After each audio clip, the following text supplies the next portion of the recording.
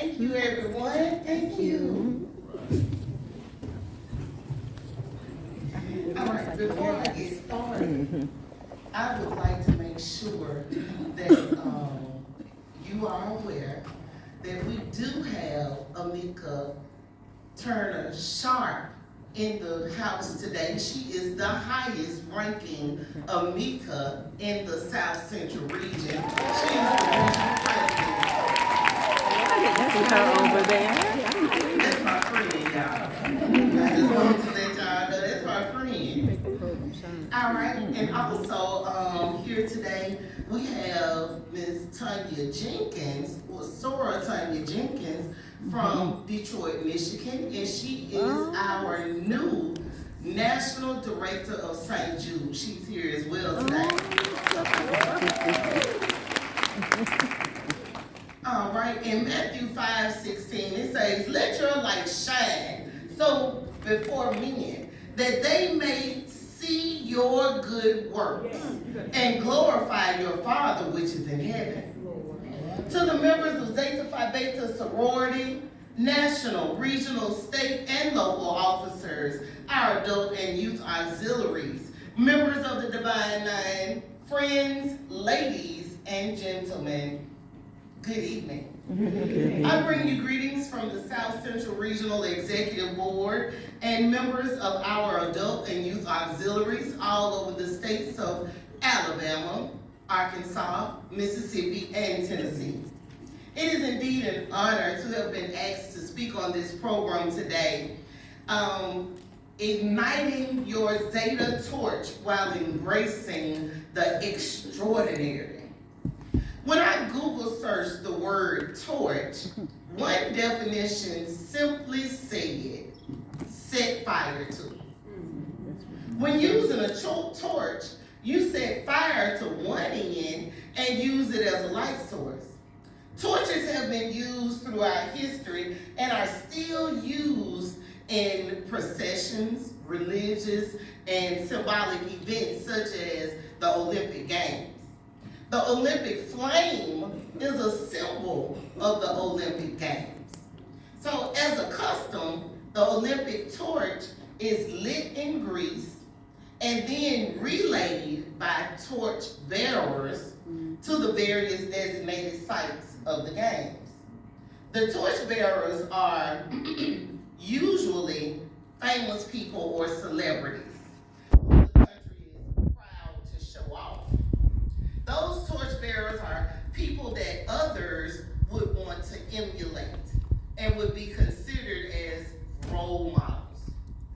It is seen as a great honor to be chosen as a torch bearer for the Olympic torch. Just as you should feel honored to be a torch bearer for Zeta Phi Beta Sorority. Carrying the torch of scholarship, service, sisterhood, and final womanhood. Setting fire to your community with projects and programs that blaze new paths to help other people excel. I mean, you are the ubiquitous Upsilon Pi Zeta chapter, existing and being everywhere at the same time. And aren't you the charismatic Chi Lambda Zeta chapter, compelling, charm, and inspiring love in others? Those adjectives reflect the uniqueness of your chapters. Picture it one evening on the campus of Howard University in 1919 when Charles Robert Samuel Taylor took Arizona Cleaver for a walk along the reservoir, sharing with her his desire for a sister organization to Phi Beta Sigma, a sorority for finer women. When he shared this desire, his vision, it was at that moment the Zeta torch was first ignited and passed from Charles to young Arizona, who embraced the extraordinary idea of a fraternity and new sorority that would be bound constitutionally. Excited with the project of the new sorority, she shared the vision that she quickly adopted as her own. She shared the vision with her best friend, Pearl Anna Neal. And along with 3 more intelligent, enthusiastic, and earnest women, they started to lay out a plan.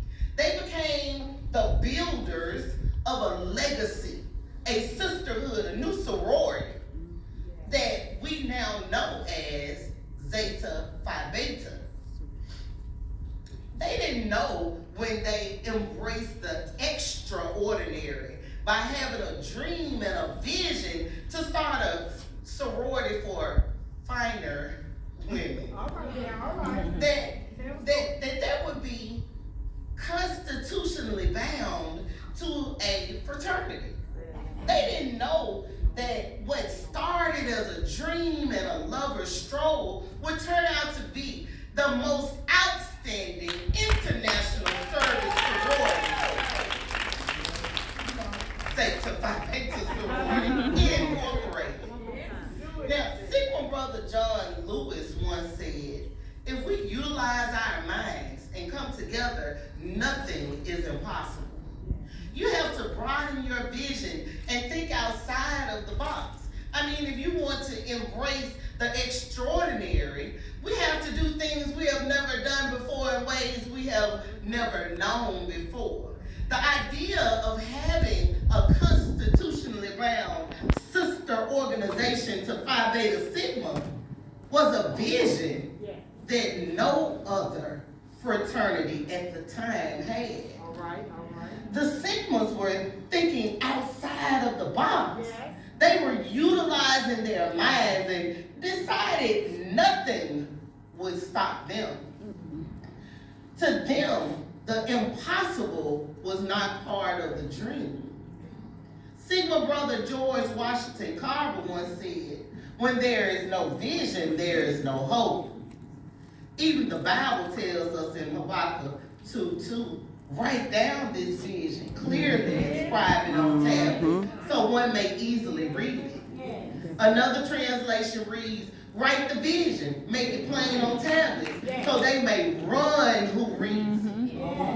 Meaning, so he may run to spread the word of the vision. This was the Lord speaking. It wasn't Habakkuk. It wasn't me. It was the Lord speaking. That we should not only write out our visions on paper so that it can be read over and over again, but we should run and tell it and share your vision with others. Now, when Arizona Cleaver shared the vision of the new sorority with Pearl Anna Neal, the Tyler sisters, and Fannie Petty, she set a fire in them. She made it plain and laid out the plans. And then Phi Beta Sigma founder A. Langston Taylor worked with Charles Robert Samuel Taylor to solicit support among the men of Sigma throughout the country. So what the Sigmas did was they ran to spread the word of the new sorority and the new sisterhood throughout Sigma. I mean, the Lord said, I did. And so in 1920, the Sigma Zeta bond was written into the new sorority's constitution. The beginning of that constitution read, we, a group of college women organized as a sister group to Phi Beta Sigma fraternity, do hereby bind ourselves together. And that constitution described 3 purposes: education, community service, and final womanhood, making Zeta Phi Beta the first and only sorority constitutionally bound to a brother fraternity in the history of Black Greek letter organizations. The bond between Sigma and Zeta has proven to be extraordinary for 103 years.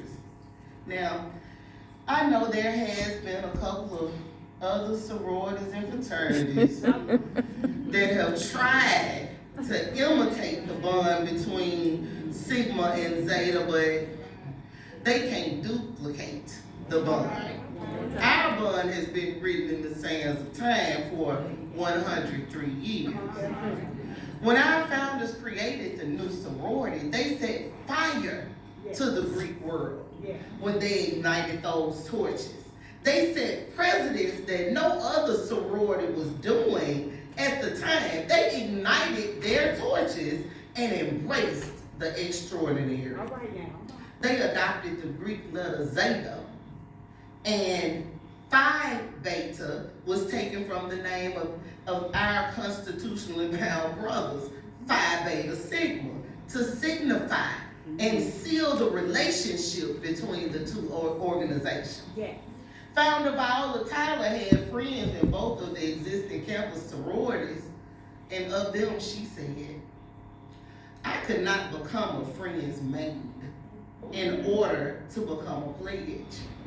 I thought that zeal or active interest should surpass submissiveness. Therefore, she and the other four founders stressed that Zeta should stand for something of importance. Zeta should mean having great energy or enthusiasm in pursuit of a cause or an objective. The objective was to further the cause of education by encouraging the highest standards of scholarship among college women. The objective was to have uplifting, worthwhile projects on college campuses and within communities. The objective was to further the spirit of sisterly love and promote the ideas of finer womanhood.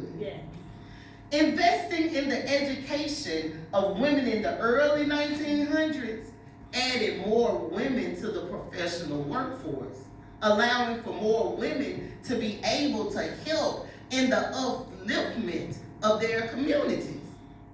They believed that investing in their community would allow the name Zeta to live down through the ages and create Zeta Phi Beta an important place in the life of the American Negro.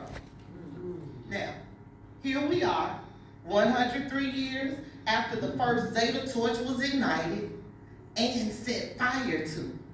Here we are, still acting as torchbearers for Zeta, embracing the extraordinary, building on the legacy of our founders, the original torchbearers, uplifting and investing in our communities, promoting scholarship and education, and passing the torch of final womanhood to the next generation of torchbearers in this race we call life. The light of a torch radiates outward and dissipates darkness. Zeta Phi Beta was formed in what some would categorize as the worst decade in modern American history.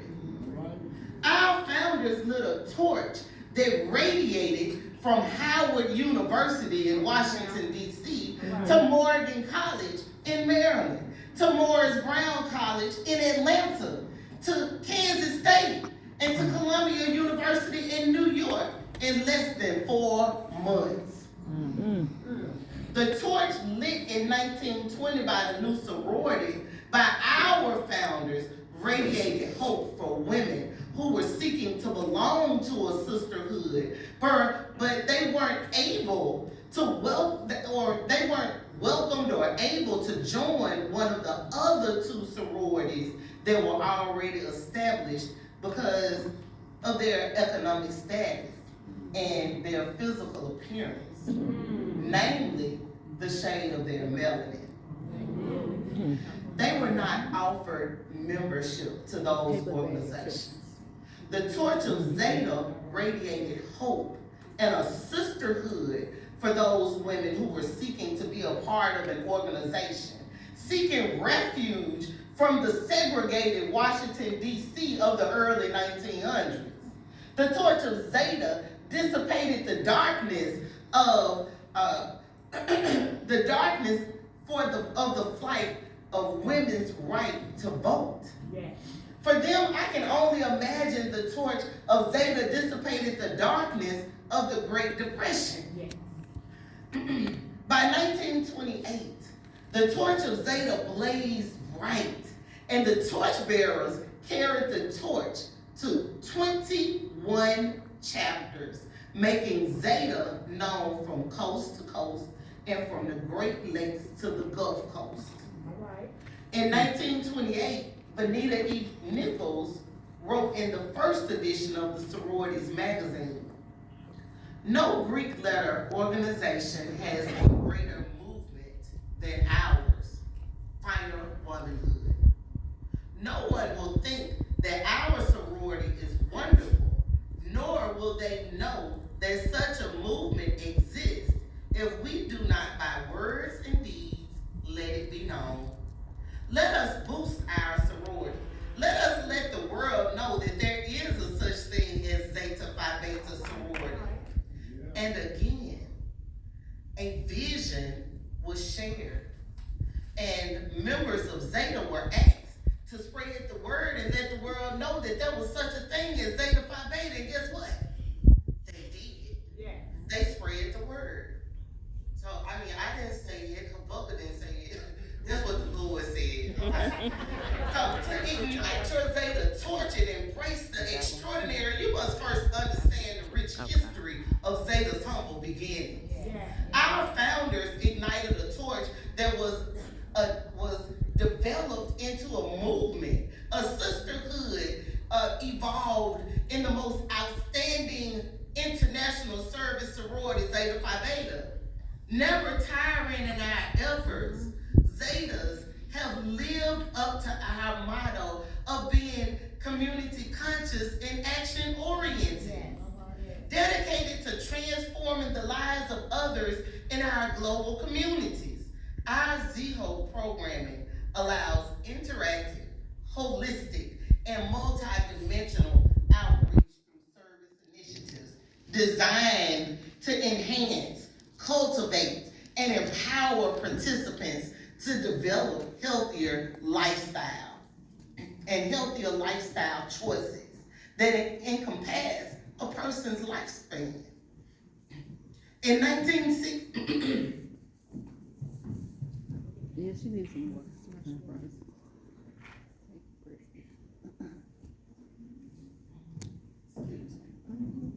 Now, in 1960, founder Pearl Ann O'Neill wrote to the sisterhood, "Thanks to God for permitting me to see this day. This is a day for rejoicing for past success and looking to the future for higher hills to climb in service. God, give us heels and strength for climbing." As members of the sorority, we are called to be the torchbearers for Zeta, carrying the torch of scholarship while blazing new paths in service and leading the way to finer womanhood. Jesus is the light of the world, and since he dwells in us, we carry him wherever we go. When we ignite the torch of service, we carry and embrace the extraordinary light of Jesus. The Bible encourages us to serve others in love and humility, to help those in need, and to honor God through kindness and generosity. The English Standard Version reads in Philippians 2:4, "Let each of you look not only to his own interests, but also the interests of others." Every time we open our ZHO manuals and do service projects, we're acting as an extension of God. We are serving his people. The charismatic Chi Lambda Zeta chapter rings the Salvation Army red kettlebell. When they light the torch of service, they drive out the darkness in the Bartlett community. In 1919, while the plans were still being laid out for the new sorority, 14 women were eager to join. However, a rumor began to spread that the new sorority would be highly selective academically. So some of those women became fearful that their academic averages might not measure up, so they withdrew. Charles Robert Samuel Taylor was noted saying, "Those who did not see the true vision were not the final women that we sought, but those who saw the real ideas visualized the need for a special group set aside for a special mission." When we ignite the torch of scholarship, we carry and embrace the extraordinary light of Jesus. From the very beginning, our founders and the first initiates of Zeta believed in scholarship. Pauline Johnson Phillips was in the first pledge class and graduated in 1921, summa cum laude, setting the precedence of Zetas being known as the smart girls. So from 1925 to 1928, there were 5 Zetas who graduated with summa cum laude designations and 4 with magna cum laude designations, cementing the idea of scholarship. And so maybe there was some truth to their rumor. It's documented that in the early years of Zeta Phi Beta, scholarships were given in the amount of $5. And in 1926, just a few short years after Zeta's founding, an article was written in the Sorority's National Magazine appealing to the membership to support the National Scholarship Fund with $25 per chapter. And here you are, Upsilon Pi Zeta, 103 years later, carrying the torch of scholarship by donating school supplies to Wanda Jackson Elementary and giving scholarships to graduating seniors from academies of West Memphis. Continue to let your scholarship light shine. Omega Nu Zeta and Theta Gamma Zeta, continue to let your scholarship light shine so that the world can see the light of Jesus shine through you. When we ignite the torch of sisterhood, we carry and embrace the extraordinary light of Jesus. Participating in prematurity awareness and making strides against breast cancer. And when you participate in these types of programs, this shows your love for your sisterhood. In modern vernacular, the hood is a shorthand for neighborhood. But hood has another meaning. Hood also means covering or helmet. We are all sisters under the covering of God. The lady you see at the grocery store, at the bank, your child's teacher, or your neighbor are all part of your hood. So embrace your hood. Pray, talk, laugh, live, love, share, cry, be sad with your hood. And be strong, encouraging, and uplifting with your hood.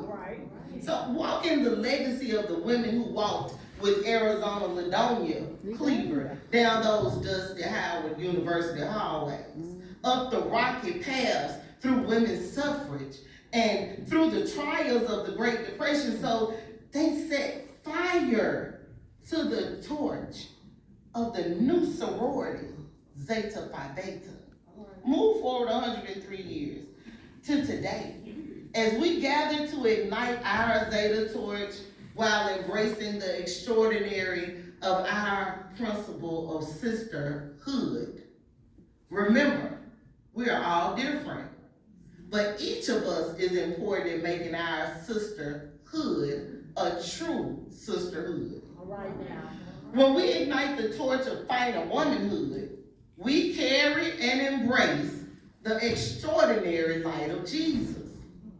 Soror Charlene Pierre of Zeta Kappa chapter once said, final womanhood is a participatory activity, and it's certainly not for spectators. I know that's right.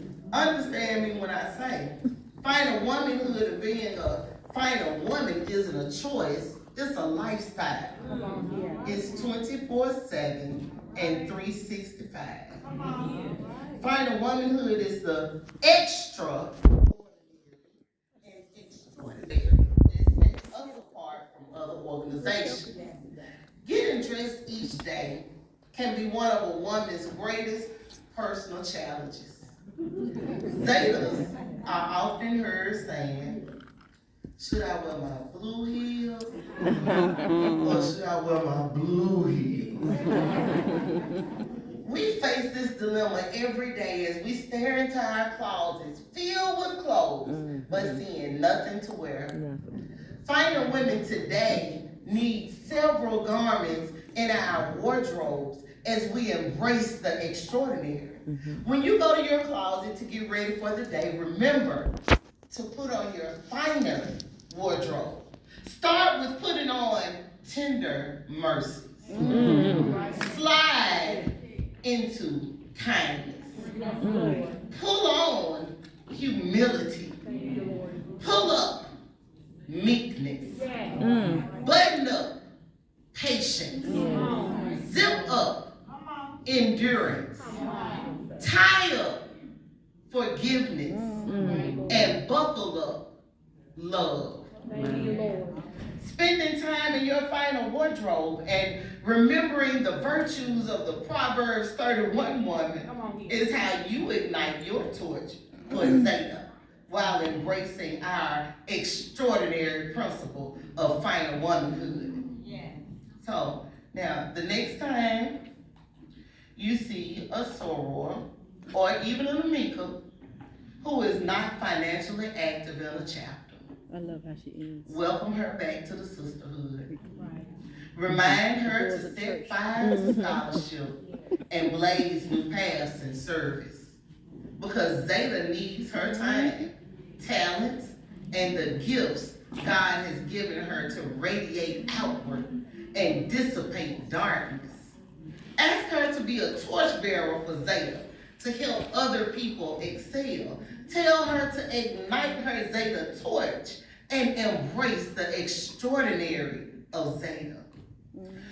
For the love of Zeta and my ubiquitous Upsilon Pi Zeta hood, my charismatic Chi Lambda Zeta hood, my Omega Nu Zeta hood, and my Theta Gamma Zeta hood. I am Kenya L. Washington, and I approve this message.